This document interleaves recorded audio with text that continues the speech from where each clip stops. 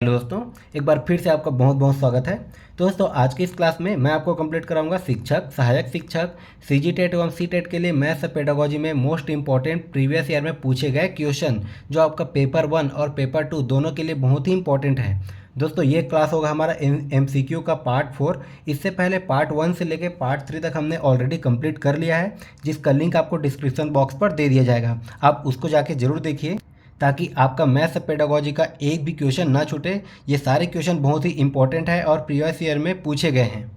तो हर एक क्वेश्चन को हमने बिल्कुल बेसिक से बहुत ही अच्छे तरीके से समझाया है। आप वह वीडियो जाके जरूर देखिए। तो फिर हम चलिए स्टार्ट करते हैं आज का क्लास हमारा क्वेश्चन नंबर फर्स्ट से। देखिए, हर एक क्वेश्चन को बिल्कुल डिटेल से समझते जाइएगा। मैं आपको हर एक क्वेश्चन को पूरा बेसिक से समझाते चलूँगा। तो देखिए, हमारा क्वेश्चन नंबर फर्स्ट क्या दिया है, गणितीय ज्ञान का प्रमुख रूप से उपयोग होता है। ठीक है, देखिए क्या बोला है कि गणितीय ज्ञान का प्रमुख रूप से इनमें से किसमें उपयोग होता है। अब देखिए, हमें ऑप्शन क्या दिया है, विज्ञान में, हिंदी में, दर्शन में और इतिहास में। तो देखिए दोस्तों, गणितीय ज्ञान का इन चारों सब्जेक्ट में से किसमें सबसे ज़्यादा उपयोग होता है, ये हमें पूछा गया है। तो दोस्तों, ये अपना हिंदी, दर्शन शास्त्र, इतिहास, इनमें गणित का बहुत ही कम उपयोग आपको देखने को मिलेगा। लेकिन विज्ञान एक ऐसा विषय है, कहा जाता है कि विज्ञान जो है वो गणित के बिना बिल्कुल भी अधूरा है। मतलब बिना गणित के हम विज्ञान को बिल्कुल भी नहीं सीख सकते। ठीक है, इससे क्वेश्चन भी बनता है कि गणित के बिना विज्ञान लंगड़ा है। ठीक है, यह क्वेश्चन भी पूछा गया है आपका सी टेट के एग्जाम में, लेकिन ये क्वेश्चन आपका सीजी टेट में भी पूछा गया है। तो इसका राइट आंसर हो जाएगा हमारा ऑप्शन नंबर ए। मतलब गणितीय ज्ञान का सबसे ज़्यादा उपयोग होता है दोस्तों विज्ञान में। अब देखिए, विज्ञान के कुछ ही सेक्शन को छोड़ के, जैसे बायोलॉजी को अगर आपने छोड़ दिया तो विज्ञान का फिजिक्स पार्ट हो गया, केमिस्ट्री पार्ट हो गया, ये बिना गणित के आपको समझ में आएगा ही नहीं। बिना गणित का इसका कोई मोल नहीं है। ठीक है, तो विज्ञान में गणित का सबसे ज़्यादा उपयोग होता है। आइए हम देखते हैं हमारा अगला क्वेश्चन क्या दिया है। अब देखिए, हमारा अगला क्वेश्चन क्या है, गणितीय अधिगम सामग्री। ऑप्शन नंबर ए में है, सूत्र के प्रदर्शन में शिक्षकों की मदद करती है, स्वतः अधिगम में विद्यार्थियों की मदद करती है, निर्देश देने में शिक्षकों की मदद करती है, कक्षा में अधिगम वातावरण का निर्माण करने में मदद करती है। ठीक है, तो देखिए, गणितीय अधिगम सामग्री इनमें से किसमें यूज होता है। तो देखिए दोस्तों, कभी भी हमारा जो शिक्षण पद्धति है वो हमेशा चाइल्ड सेंटर होता है। ठीक है, हमारा जो शिक्षण पद्धति है वो हमेशा चाइल्ड सेंटर्ड होता है। अब देखिए, ऑप्शन नंबर ए में क्या दिया है कि सूत्र के प्रदर्शन में शिक्षकों की मदद करती है। कहीं भी हमें शिक्षकों की मदद नहीं करना, शिक्षकों की मदद हमें कहीं भी नहीं करना, क्योंकि शिक्षकों की मदद गवर्नमेंट जो है किसी न किसी तरीके से पेमेंट के रूप में कर देती है। ठीक है, तो कभी भी हमें गणित सीखने के लिए शिक्षकों की मदद वाले ऑप्शन को लेना ही नहीं है। अब देखिए, उसके बाद बी में क्या दिया है, स्वतः अधिगम में विद्यार्थियों की मदद करती है। अब देखिए, ये सबसे इंपॉर्टेंट चीज़ है कि स्वतः अधिगम मतलब खुद से सीखना। तो खुद से सीखने में विद्यार्थियों की मदद करती है। हमेशा हमें चाइल्ड सेंटर को लेकर ही चलना है। तो गणितीय अधिगम सामग्री में सबसे इंपॉर्टेंट क्या हो जाएगा आपका ऑप्शन नंबर बी। उसके बाद देखिए, सी में क्या दिया है, निर्देश देने में शिक्षकों की मदद करना। तो अभी मैंने आपको बताया था हमें कभी भी शिक्षकों की मदद नहीं करनी है। ठीक है, तो ये आपका ऑप्शन नंबर है और ऑप्शन नंबर सी तो पहले ही कट जाएगा। अब उसके बाद देखिए, ऑप्शन नंबर डी में क्या दिया है, कक्षा में अधिगम वातावरण का निर्माण करने में मदद करती है। ठीक है, तो देखिए, कक्षा में अधिगम वातावरण का निर्माण करने में मदद करती है, तो ये भी आपका गणितीय अधिगम सामग्री के अंतर्गत आता है। तो देखिए, आपका कौन सा ऑप्शन हो जाएगा, ऑप्शन नंबर बी और ऑप्शन नंबर डी। ये किस में दिया है, ये दिया आपका थर्ड में। ठीक है, हमारा राइट आंसर हो जाएगा बी और डी। बिल्कुल ध्यान से हर एक क्वेश्चन को समझता जाएगा, क्योंकि हमने वर्ग 3 और वर्ग 2 दोनों से क्वेश्चन निकाले हैं। अब देखिए, हमारा अगला क्वेश्चन क्या दिया है, निम्न में से कौन सा प्राथमिक कक्षा की गणित पाठ्य पुस्तक में सम्मिलित किए जाने के लिए सर्वाधिक उपयुक्त है। अब देखिए, हमें 4 ऑप्शन दिया गया है और पूछा है कि इनमें से कौन सा ऑप्शन प्राथमिक कक्षा की गणित पाठ्य पुस्तक में सम्मिलित किए जाने के लिए सर्वाधिक उपयुक्त होगा। ठीक है, उपयुक्त तो होगा, लेकिन सर्वाधिक उपयुक्त कौन होगा ये हमें निकालना है। तो देखिए, ऑप्शन नंबर ए में क्या दिया है, निश्चित समय सीमा में प्रत्येक विषय या पाठ को पूरा करना। ठीक है, ये आपका निश्चित होगा। तो निश्चित समय सीमा में प्रत्येक विषय या पाठ को पूरा करना। बी में दिया है, प्रत्येक पाठ के अंत में दिए गए प्रदत्त कार्य और वर्कशीट का उपयोग कक्षा टेस्ट के रूप में करना। अब देखिए, सी में क्या दिया है, विभिन्न अवधारणाओं को प्रस्तुत करने के लिए किस्से, पहेलियों और चित्र ठीक है, इसको हल करना। अब उसके बाद देखिए डी में क्या दिया है, हल किए गए विभिन्न उदाहरणों के बाद अभ्यास प्रश्न। तो देखिए दोस्तों, पाठ्य पुस्तक प्राइमरी हो या फिर अपर प्राइमरी की हो, ठीक है, पाठ्य पुस्तक आपका प्राइमरी की हो या फिर आपकी अपर प्राइमरी की हो, वो हमेशा बच्चों के अनुरूप होना चाहिए। मतलब बच्चों को जो है वो समझ में आना चाहिए, बच्चों के अनुरूप ही पाठ्य पुस्तक होना चाहिए। अगर प्राइमरी की है तो जैसे अगर हम प्राइमरी के लिए पाठ्य पुस्तक ले रहे हैं तो हम उसको कार्टून वगैरह दिखा सकते हैं, ठीक है। या फिर अगर अपर प्राइमरी की है तो पाठ्य पुस्तक उनके क्षमता के अनुरूप होना चाहिए, ठीक है। ध्यान से सुनते जाइएगा। और आपका कोई भी किताब जेंडर वाइज को बढ़ावा नहीं देना चाहिए, ठीक है। आपका जो कोई भी अगर पाठ्य पुस्तक है तो वो जेंडर वाइज को बढ़ावा नहीं देना चाहिए, ऐसा पाठ्य पुस्तक हमें तैयार करना चाहिए। अब देखिए ऑप्शन नंबर ए में क्या दिया है, निश्चित समय सीमा में प्रत्येक विषय या पाठ को पूरा करना। तो ज़्यादातर जो है सरकारी टीचर इसी पे ज़्यादा फोकस करते हैं कि जो है बच्चे को समझ में आ रहा है कि नहीं आ रहा है, इससे उनको कोई लेना देना नहीं होता। कि एक निश्चित समय में वो क्या करते हैं, पाठ्य पुस्तक को मतलब सिलेबस को कंप्लीट करने में ज़्यादा फोकस करते हैं। तो ये तो सर्वाधिक उपयुक्त तो कभी नहीं होगा, ठीक है। हमें सिर्फ और सिर्फ सिलेबस को कंप्लीट करने पे ध्यान नहीं देना है। अब देखिए उसके बाद बी में क्या दिया है, प्रत्येक पाठ के अंत में दिए गए प्रदत्त कार्य और वर्कशीट का उपयोग कक्षा टेस्ट के रूप में करना। अब देखिए हमने पाठ कंप्लीट कर लिया, अब उसके बाद क्या करते हैं कि पाठ के अंत में जो वर्कशीट दिया रहता है उसके अनुरूप हम कक्षा में टेस्ट लेते हैं, ठीक है। तो ये भी आपका ज़्यादा कारगर नहीं होता, क्योंकि पाठ को बच्चों को समझाना ज़्यादा उपयुक्त है, ना कि टेस्ट लेना। अब देखिए उसके बाद ऑप्शन सी में क्या दिया है, विभिन्न अवधारणाओं को प्रस्तुत करने के लिए किस्से, पहेलियों और चित्र, ठीक है। तो देखिए हमेशा क्या होता है, विभिन्न अवधारणाओं को प्रस्तुत करने के लिए हम बच्चों को अगर किस्से सुनाएंगे, पहेलियाँ सुनाएंगे या फिर चित्र के माध्यम से अगर सिखाते हैं तो बच्चा जो है काफ़ी जल्दी से सीखेगा, ठीक है। अगर हम बच्चे को किस्से, पहेलियाँ या फिर चित्र के माध्यम से अगर सिखा रहे हैं तो बच्चे जो है इससे काफ़ी जल्दी से वो सीख सकता है। मतलब सर्वाधिक उपयुक्त क्या हो जाएगा दोस्तों, ऑप्शन नंबर सी। अब देखिए डी में क्या दिया है, हल किए गए विभिन्न उदाहरणों के बाद अभ्यास कराना, ठीक है। अभ्यास मतलब ड्रिल पे हमें जाना ही नहीं है, ठीक है। अभ्यास कराने वाले मैटर पे हमें जाना ही नहीं है, तो ये भी हमारा ज़्यादा कारगर नहीं होगा। तो इसका राइट आंसर हो जाएगा दोस्तों ऑप्शन नंबर सी। बिल्कुल इसी प्रकार से हर एक क्वेश्चन को समझते जाइएगा। हर एक क्वेश्चन बहुत ही इंपॉर्टेंट है और हर एक क्वेश्चन आपका सीजी टेट या फिर शिक्षक भर्ती में किसी न किसी प्रकार से पूछे गए हैं।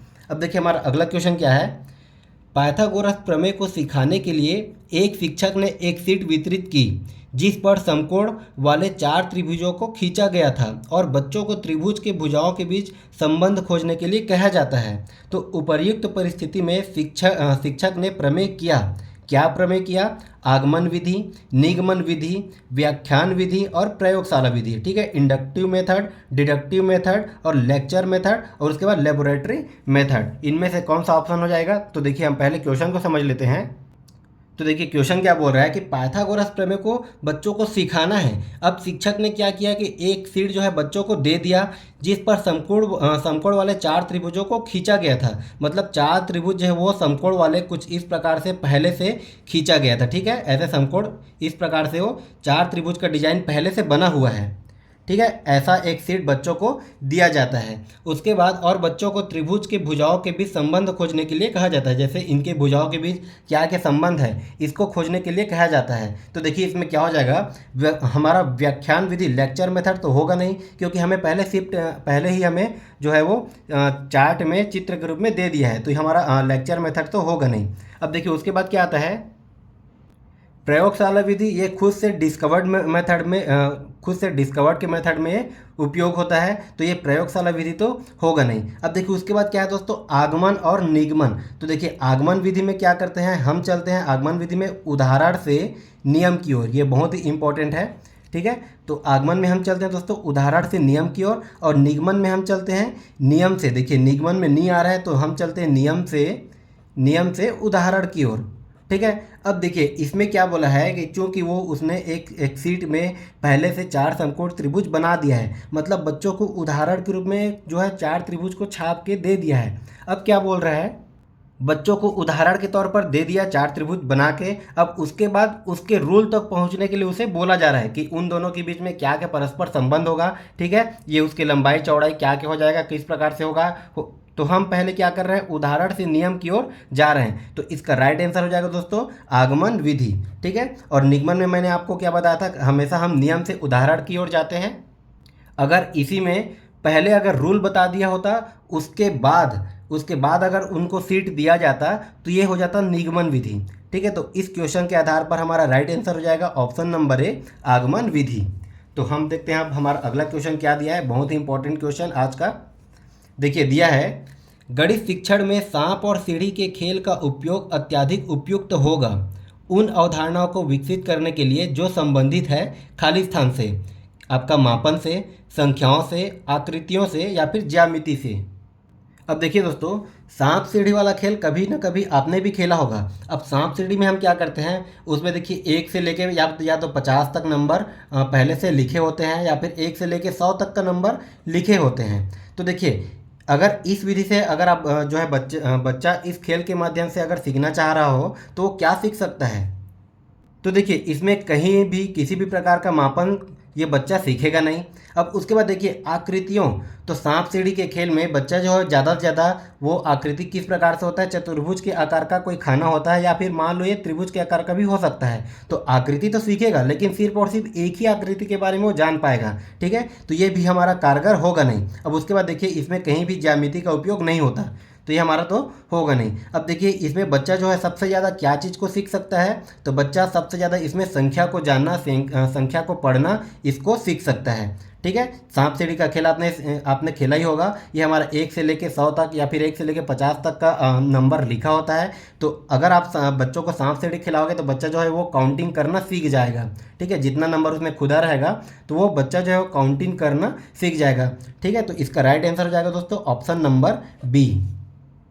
अब देखिए हमारा अगला क्वेश्चन आज का बहुत ही इंपॉर्टेंट क्वेश्चन है। क्या दिया है, सीखना यानी रटना। ठीक है, सीखना यानी रटना किस मॉडल का सूचक है, ये हमें पूछा गया है। प्रोग्रामिंग मॉडल, बैंकिंग मॉडल, समझ का निर्माण या फिर उपर्युक्त सभी। तो देखिए मैंने आपको पिछले वीडियो में भी बताया था, अगर आपको कहीं भी उपर्युक्त सभी दिया हो तो उसको हमें आंख बंद करके टिक नहीं लगाना। ठीक है, हमें ऑप्शन को भी पढ़ना है, क्वेश्चन को भी समझना है। ठीक है, हर जगह उपर्युक्त सभी वाला ऑप्शन नहीं होता। ठीक है, तो देखिए क्या बोला है, सीखना यानी रटना किस मॉडल पर आधारित है। तो देखिए दोस्तों ये क्वेश्चन आपका सीजी टेट, ठीक है, ये आपका सीजी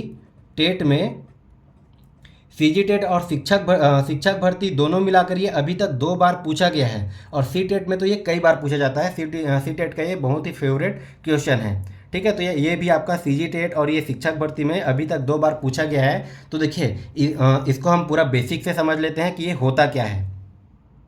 वैसे तो इसमें सीखना यानी रटना, तो ये आपका कौन सा मॉडल हो जाएगा, बैंकिंग मॉडल। तो आइए हम देखते हैं हमारा अधिगम के मॉडल कौन कौन से होते हैं। इसको हम पहले बेसिक में सीख लेते हैं, क्योंकि बैंकिंग मॉडल से आपका क्वेश्चन बनता है हर एग्ज़ाम में। अब देखिए अधिगम के मॉडल, तो अधिगम के मॉडल क्या क्या होता है। पहला होता है आपका बैंकिंग मॉडल, दूसरा क्या होता है दोस्तों प्रोग्रामिंग मॉडल, और तीसरा क्या होता है रचनावादी मॉडल। तो देखिए बैंकिंग मॉडल क्या हो जाएगा, ध्यान से सुनते जाइएगा, ध्यान से समझते जाइएगा, हर एक क्वेश्चन को नोट करते चलिएगा। तो देखिए बैंकिंग मॉडल क्या होता है, कोई शिक्षक समझाने के बजाय अगर बार बार अभ्यास करा रहा हो, ठीक है, तो वह बैंकिंग मॉडल के अंतर्गत आता है। ठीक है, इसमें मतलब बार बार अभ्यास कराना। ठीक है, तो ये आपका आ जाएगा बैंकिंग मॉडल के अंतर्गत। मतलब ये बैंकिंग मॉडल क्या होता है दोस्तों, रटंत प्रणाली पर आधारित होता है। ये होता है आपका रटंत प्रणाली पर आधारित होता है बैंकिंग मॉडल। कभी भी आपको रटंत प्रणाली आ जाए या फिर बार बार अभ्यास करना आ जाए तो ये होगा आपका बैंकिंग मॉडल। अब देखिए उसके बाद पूछता है, क्वेश्चन बनता है हमारा प्रोग्रामिंग मॉडल से। तो प्रोग्रामिंग मॉडल क्या हो जाता है, देखिए प्रोग्रामिंग मॉडल होता है एक विधि। ठीक है, एक विधि। प्रोग्रामिंग मॉडल होता है एक विधि या फिर एक तरीके से सीखना। ठीक है, या फिर एक तरीके से सीखना, एक तरीके से सीखना। ये क्या कहलाएगा दोस्तों, ये आपका कहलाता है प्रोग्रामिंग मॉडल। हर एक मॉडल को समझते चलिएगा क्योंकि यहीं से क्वेश्चन बनते हैं। तो देखिए बैंकिंग मॉडल तो मैंने आपको बता दिया, ये आपका रटंत्र प्रणाली पर आधारित होता है, रटना या फिर बार बार अभ्यास करना। उसका देखिए प्रोग्रामिंग मॉडल क्या होता है दोस्तों, एक विधि होता है या फिर एक तरीके से सीखना। अब देखिए इसको अगर मैं समझाना चाहूँ, मान लो एक शिक्षक जो है बच्चों को जोड़ना सिखा रहा है, ठीक है। एक शिक्षक बच्चों को अगर जोड़ना सिखा रहा है तो मान लो वो सिखाएगा बच्चों को, जैसे 352 और 100 को मान लो जोड़ना सिखाएगा, ठीक है। 352 और 100 को हमें किस प्रकार से जोड़ना है, तो देखिए वो प्रोग्रामिंग मॉडल के अंतर्गत कैसे सिखाएगा, इसमें एक तरीका बताएगा कि इसमें क्या होता है बच्चों की, एक इकाई होता है, ये दहाई होता है, उसके बाद क्या होता है सैकड़ा होता है, ठीक है। इकाई होता है, दहाई होता है, सैकड़ा होता है। इसमें क्या कर देगा, फिर वो बॉक्स बनाएगा, ठीक है, इसमें बॉक्स बनाएगा। तो देखिए उसके बाद क्या है दोस्तों, पहले जो है वो 352 को लिखेगा, तो पहले दो को इकाई के स्थान पर, 5 को दहाई के स्थान पर, उसके बाद 3 को सैकड़ा के स्थान पर, इस प्रकार से वो बॉक्स में करेगा। उसके बाद देखिए उसके बाद इसी के नीचे में क्या आ जाएगा, उसके बाद देखिए 100 है तो फिर से इकाई में ये एक बॉक्स बनाएगा, दहाई में फिर से एक बॉक्स बनाएगा, सैकड़ा में फिर से एक बॉक्स बनाएगा, ठीक है। अब देखिए यहाँ पर ये 0 को इकाई में रखेगा, फिर 0 को इकाई में रखेगा, फिर 1 को ये सैकड़ा के स्थान पर रखेगा, मतलब ये एक तरीका बता रहा है, ठीक है। तो देखिए ये आपका बहुत ही इंपॉर्टेंट होता है। अगर आपने ऐसा तरीका सीख लिया तो इसी तरीके से आप कई प्रश्न को सीख सकते हैं, कई प्रश्नों को बना सकते हैं। तो यही क्या हो जाता है दोस्तों, प्रोग्रामिंग मॉडल, मतलब बनाने का, ठीक है, अभ्यास करने का एक तरीका, ठीक है, एक तरीका होता है। ये हमारा हो जाता है प्रोग्रामिंग मॉडल, ठीक है। ये हो गया हमारा बैंकिंग मॉडल और ये हो गया प्रोग्रामिंग मॉडल। अब देखिए उसके बाद तीसरा नंबर आता है रचनावादी मॉडल।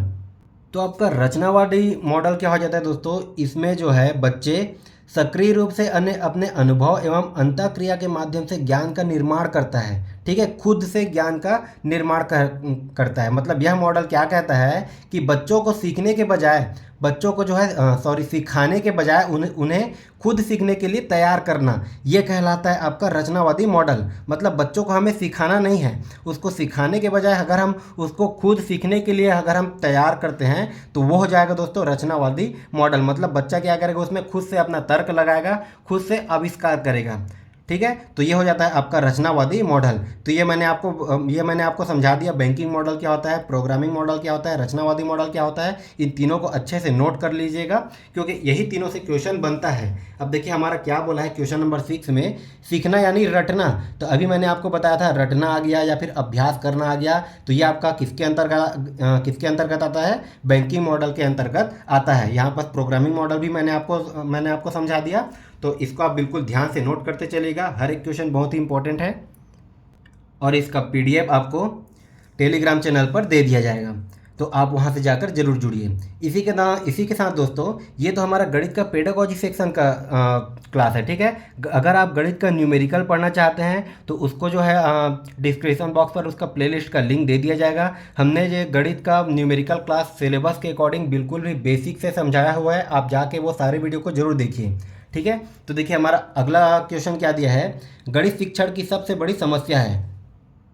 यहाँ पर थोड़ा ये लिखा गया है तो आप इसको समझ जाइएगा। गणित शिक्षण की सबसे बड़ी समस्या क्या है, तो देखिए ऑप्शन में क्या दिया है, छात्रों की सीखने की क्षमता, क्लासरूम ऑपरेशन, शासकीय मापदंडों का अनुसरण, अन्य कार्यों का अतिरिक्त भार। अब देखिए समस्या तो इन सभी में आएगा, ठीक है, गणित शिक्षण में समस्या इन सभी में आएगा, लेकिन सबसे ज़्यादा समस्या क्या आएगा, किस में आ सकता है, यही हमें पूछा है, क्योंकि सबसे बड़ी समस्या क्या होगा ये हमें पूछा गया है। तो इस क्वेश्चन का सही आंसर क्या हो जाएगा दोस्तों, क्लासरूम ऑपरेशन, ठीक है, इसका राइट आंसर हो जाएगा क्लासरूम ऑपरेशन। अब देखिए क्लासरूम ऑपरेशन में क्या होता है, क्लास में सभी बच्चों को समान रूप से उसके प्रश्नों का समाधान करना कठिन होता है। मान लो आपके क्लास में जैसे 100 बच्चे हैं और आपने गणित का कोई भी थ्योरम, कोई भी प्रमेय जैसे बच्चों को बता दिया, तो इन सभी बच्चों को जो है अलग अलग प्रकार से डाउट हो सकता है। तो हम सभी बच्चों को एक एक करके सभी का जो है हमें सभी का डाउट क्लियर करने में काफ़ी टाइम लग सकता है या फिर काफ़ी कठिनाई हो भी सकता है। अगर हम सभी का डाउट क्लियर करते चले तो हम अन्य विषय के लिए समय नहीं निकाल सकते। तो सबसे ज़्यादा बड़ी समस्या क्या हो सकती है दोस्तों, क्लासरूम ऑपरेशन, ठीक है, ऑप्शन नंबर बी। तो हर एक क्वेश्चन को बिल्कुल इसी प्रकार से समझते चलिएगा। देखिए हमारा अगला क्वेश्चन क्या दिया है, पढ़ने सीखने का संसाधन जियोजेब्रा का उपयोग खाली स्थान द्वारा नहीं किया जा सकता, ठीक है। देखिए इसमें एक चीज़ को ध्यान दीजिएगा, जियोजेब्रा का उपयोग खाली स्थान द्वारा नहीं किया जा सकता।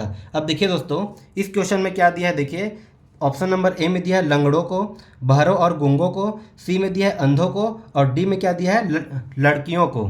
तो देखिए कहीं ना कहीं इसमें जो वर्ड यूज किया गया है वो मेरे हिसाब से जो है उचित नहीं है, क्योंकि आजकल जो है गवर्नमेंट ने भी इन सब में रोक लगा दिया है। अब पता नहीं क्वेश्चन जो छाटने वाला क्या सोच के क्वेश्चन छाटा। ये आपका 2017 में पेपर 2 में पूछा गया क्वेश्चन है, ठीक है। ये आपका 2017 सीजी टेट के पेपर 2 में पूछा गया क्वेश्चन है। तो देखिए कभी भी हमें इस प्रकार का शब्द जो है यूज करना नहीं होता, इस पर सरकार ने भी रोक लगा दिया है, ठीक है। तो इन सब के जगह हम क्या करते हैं, दिव्यांग शब्द का यूज करते हैं। अब देखिए इसमें दिया लंगड़ों को, तो लंगड़ों के बजाय वो चलने में असमर्थ करके दे सकता था, ठीक है। इसको हम क्या बोलेंगे दोस्तों, जो चलने में असमर्थ होते हैं, ठीक है, जो चलने में असमर्थ होते हैं। अब उसके बाद देखिए बहरों और गूंगों करके दिया है, तो बहरे और गूंगों का मतलब क्या हो जाता है, जो सुनने और बोलने में असमर्थ होते हैं। अब उसके बाद देखिए अंधों को, तो अंधे क्या होते हैं, जो देखने में असमर्थ होते हैं। अब देखिए ऑप्शन नंबर डी में इसको भी दिया है, ठीक है, लड़कियों को।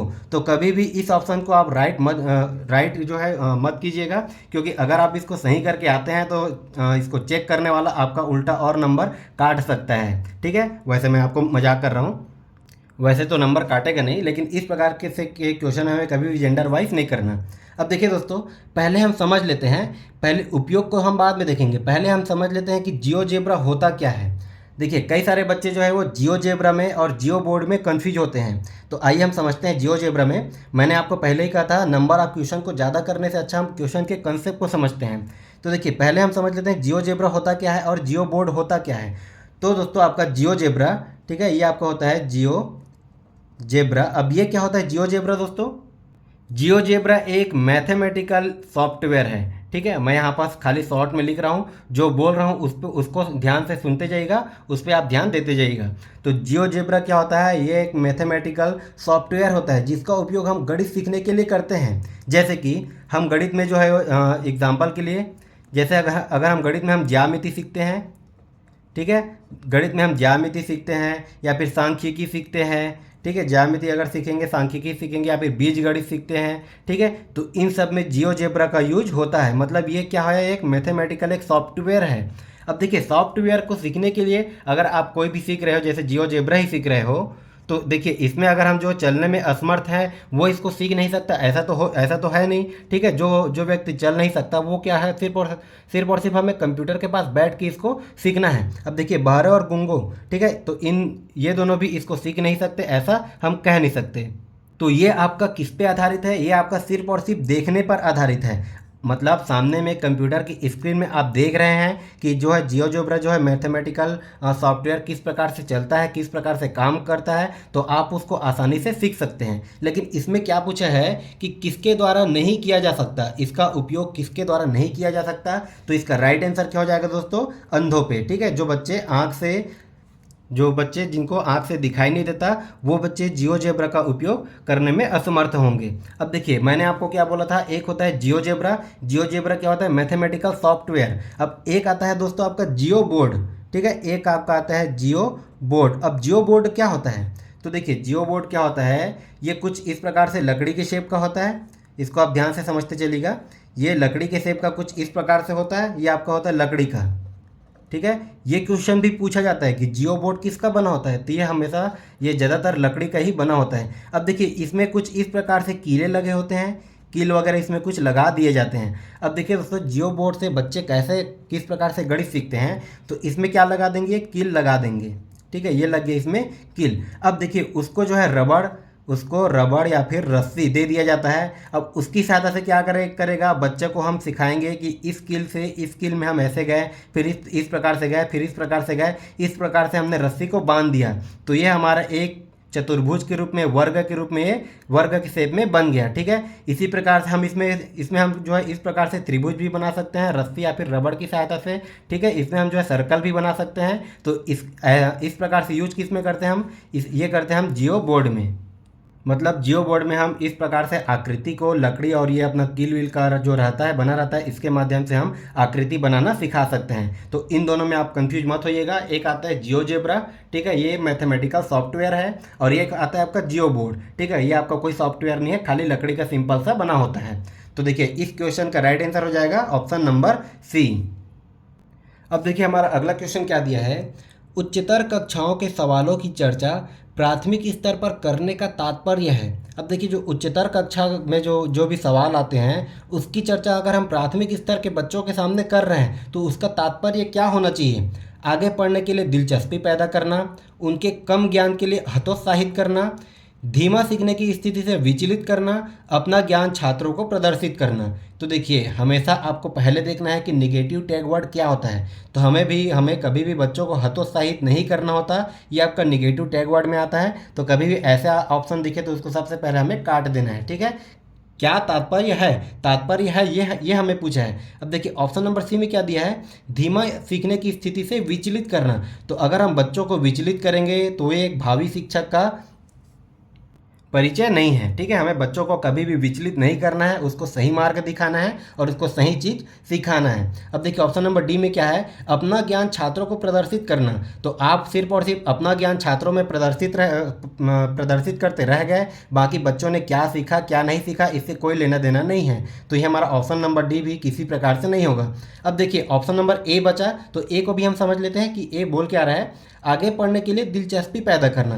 तो ये क्या हो जाएगा दोस्तों? इसका राइट आंसर हो जाएगा, ठीक है। मतलब बच्चा जो है वो प्राथमिक स्तर में है, अगर हम उसको उच्चतर कक्षा का जो क्वेश्चन उसके साथ साथ एग्जाम्पल के तौर पर बता रहे हैं तो बच्चों में क्या होगा? एक दिलचस्पी पैदा होगा कि हाँ, मैं भी अब जो है आगे क्लास जाऊंगा, जल्दी से पास होऊंगा, आगे क्लास जाऊंगा, फिर इस प्रकार से क्वेश्चन को सॉल्व करूंगा, ठीक है। तो उच्चतर कक्षाओं के सवालों को जो है चर्चा करने का मेन काम क्या हो जाता है? बच्चों को जो है आगे पढ़ने के लिए दिलचस्पी पैदा करना। इसका राइट आंसर हो जाएगा ऑप्शन नंबर ए। अब देखिए, हमारा अगला क्वेश्चन क्या दिया है, बहुत ही इंपॉर्टेंट आज का क्वेश्चन देखिए। त्रिभुज के क्षेत्रफल की संकल्पना है, ठीक है। ये आपका बहुत ही इंपॉर्टेंट क्वेश्चन है, यह आपका शिक्षक भर्ती में पूछा गया था। अब देखिए, त्रिभुज के क्षेत्रफल की संकल्पना क्या हो जाएगा? तो देखिए, ऑप्शन नंबर ए में दिया है मूर्त, अमूर्त, ए और बी दोनों और इनमें से कोई नहीं, ठीक है। अब देखिए दोस्तों, इसमें क्या दिया है? त्रिभुज का क्षेत्रफल, ये मान लो कि आपका त्रिभुज है। अब इसका क्षेत्रफल देखिए आपका मूर्त भी होगा और ये अमूर्त भी होगा, मतलब दोनों अवधारणा इसमें निहित होगा, क्योंकि हम इसे भौतिक रूप से भी माप सकते हैं और इसमें हम सूत्र भी लागू कर सकते हैं, ठीक है। जैसे कि अब देखिए, अब कई बच्चों को मूर्त और अमूर्त क्या होता है इसमें भी कन्फ्यूजन होगा। तो देखिए, मूर्त क्या होता है? जिस चीज़ को हम प्रत्यक्ष रूप से देख रहे हैं वो क्या होता है दोस्तों? मूर्त होता है, ठीक है। जिसको हम सामने में देख रहे हैं, जिसको हम देख सकते हैं, उसके बारे में हम बता सकते हैं, वो हो जाता है आपका मूर्त। और उसके बाद अमूर्त क्या होता है? जिसको हम सिर्फ और सिर्फ महसूस करते हैं, ठीक है। हम बस उसके नियम के बारे में जान सकते हैं लेकिन हम उसको देख नहीं सकते।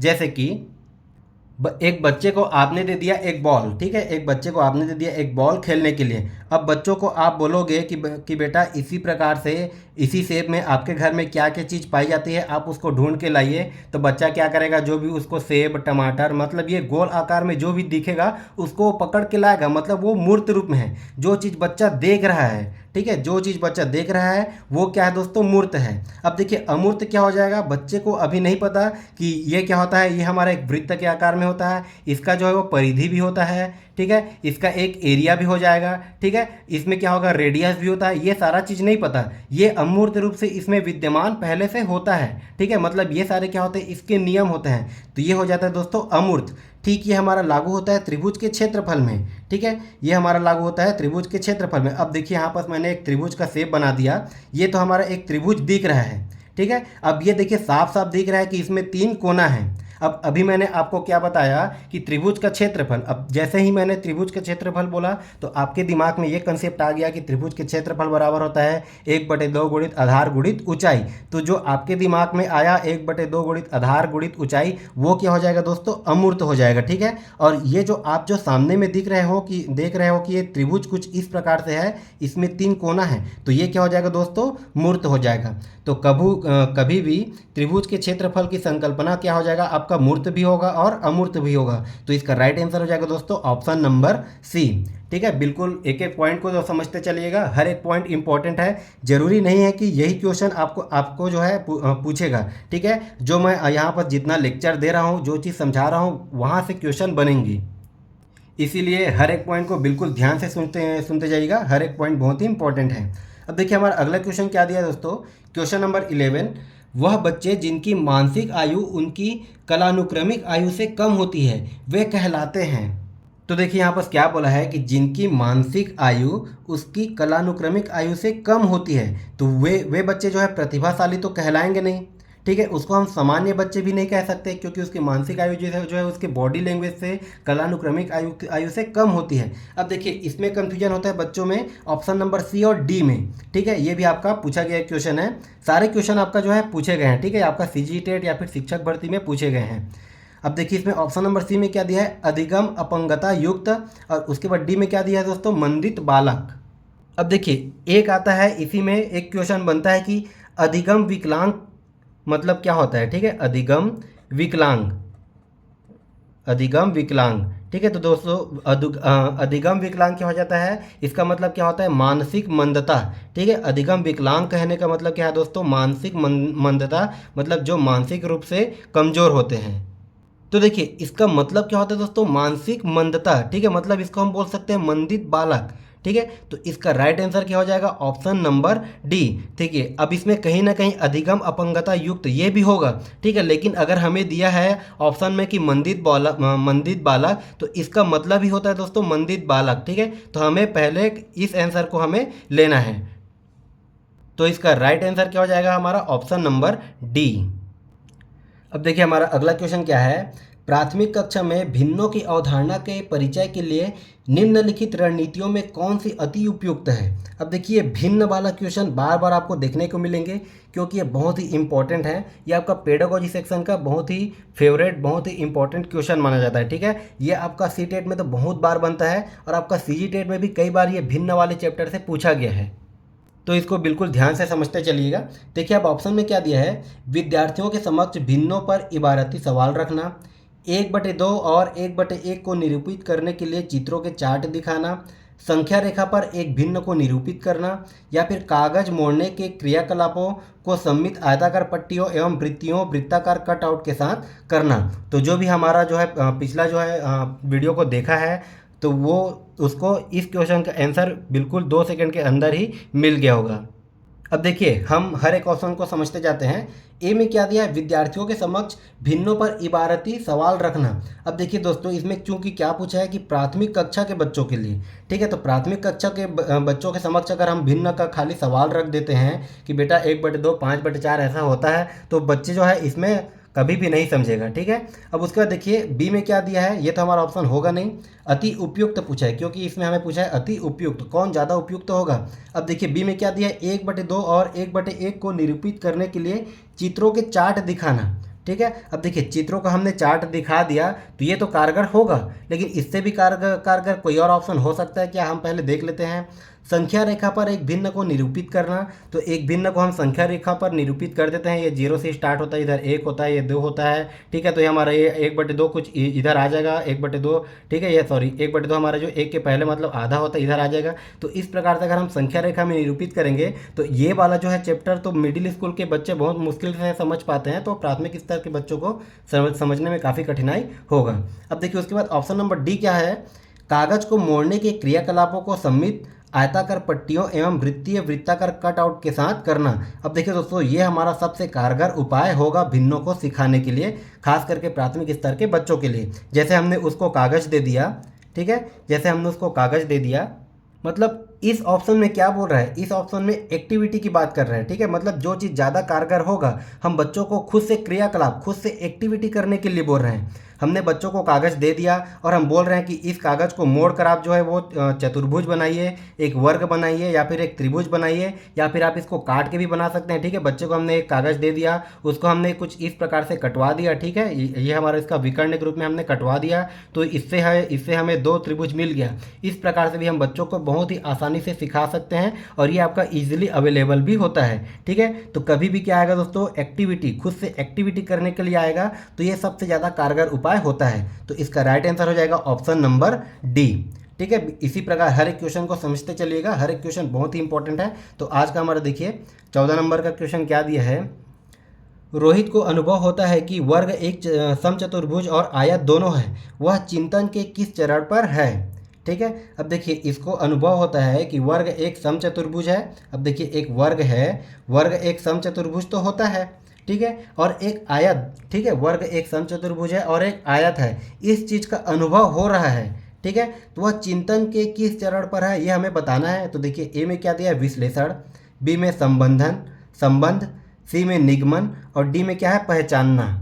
तो देखिए दोस्तों, इस क्वेश्चन के अकॉर्डिंग रोहित जो है वो आयत और समचतुर्भुज में संबंध स्थापित करने की कर उनकी पहचान करने का प्रयास कर रहा है। ठीक है, वो आयत में और समचतुर्भुज में वो संबंध स्थापित कर लिया, संबंध स्थापित करके उसमें पहचान करने का प्रयास कर रहा है। तो इसका राइट आंसर हो जाएगा हमारा ऑप्शन नंबर बी। ठीक है, इन दोनों में संबंध। ठीक है, वह चिंतन के किस चरण पर है, तो वह जो है वह संबंध बनाना चालू कर दिया।